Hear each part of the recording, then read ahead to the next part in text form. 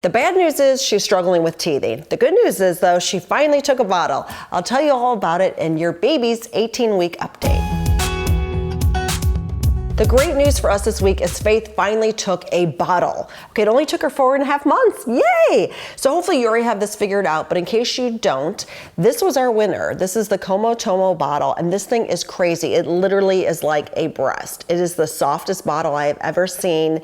The nipple is exactly like what a breast, nipple looks like when it's stretched when the baby's nursing. She loves this thing. And it only has one hole, okay, so it comes out super slow, the milk. And it actually ended up being me who finally got her to take it. I was having Michael do it, the babysitter, all these different people, grandma, it wasn't working. Finally, I'm like, okay, I'm taking matters into my own hands. And a friend of mine told me to have the baby face to you so it's not right up near your boob. And I just put it in there. I got her rocking and I was just giving her words of affirmation like, you're doing so good, you're doing so good, you're doing so good. And she actually finally latched on this bottle and she drank it. She drank like 2 ounces out of this thing.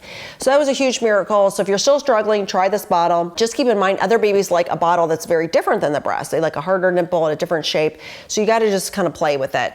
But that's really exciting. But in kind of a bad turn of events this week, she's really teething, which is just so shocking because Griffin didn't get his first tooth till 11 months.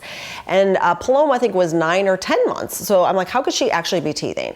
So I just kind of ignored it for a while. But, finally, Michael was like, this is what's happening. You have to face reality because she's drooling, she is biting, she is teething. So how can a 4.5-month-old baby be teething? I don't know, but this is possible. So maybe you're in the same situation. We tried the frozen washcloth. That is a classic. You wet it, you put it in the freezer, and then you let them just chomp away. It helps them bite and numb. Some people also love to use the camellia. This is by Boreon, which is a homeopathic remedy. That can be very helpful. The silicone necklaces where they can just chomp on. Wooden teething toys that really can be helpful.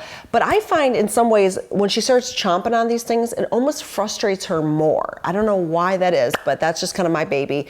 Probably her favorite thing to chomp down on is my knuckle. So I just give it to her and she just goes to town. But she's been extra fussy, just very, very fussy. In fact, it reminds me almost of like colic or something. Like this would be like a baby at 6 weeks or something, or 8 weeks.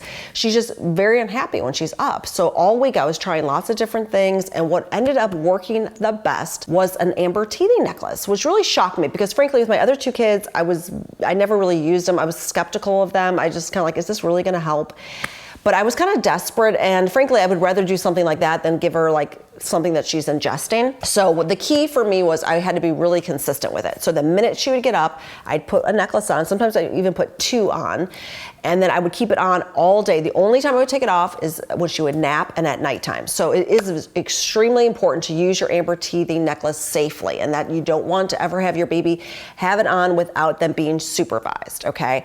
So I was always supervising her, and I took it off when she slept. But I'm telling you, if I do that, she is not crabby. And I'm so grateful because it's such an easy solution.